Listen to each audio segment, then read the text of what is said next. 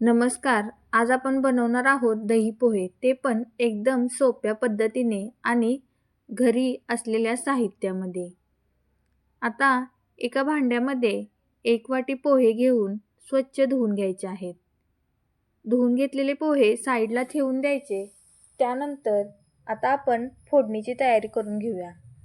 एका भांड्यामध्ये 2 ते 3 चमचे तेल घेऊन त्यामध्ये अर्धा चमचा जिरे, थोडेसे शेंगदाणे, कढीपत्ता आणि बारीक चिरलेल्या 2 हिरव्या मिरच्या तेलावरती व्यवस्थित परतवून घ्यायच्या.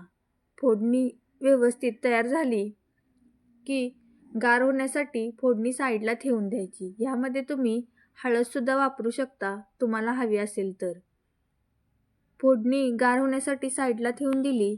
त्यानंतर आता आपण दही पोहे बनवायला घेऊया. आता जे आपण पोहे भिजवून पाणी निथळण्यासाठी साईडला ठेवले होते ते पोहे घ्यायचे.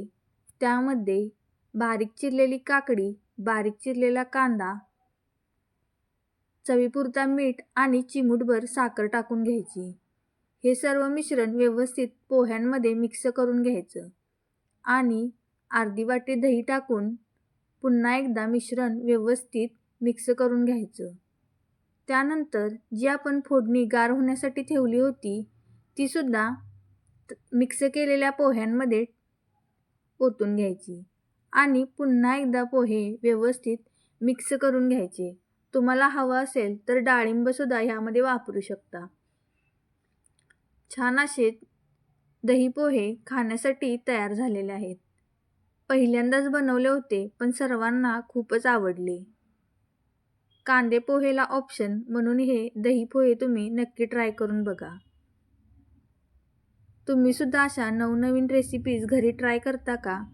नक्की कमेंटमध्ये सांगा.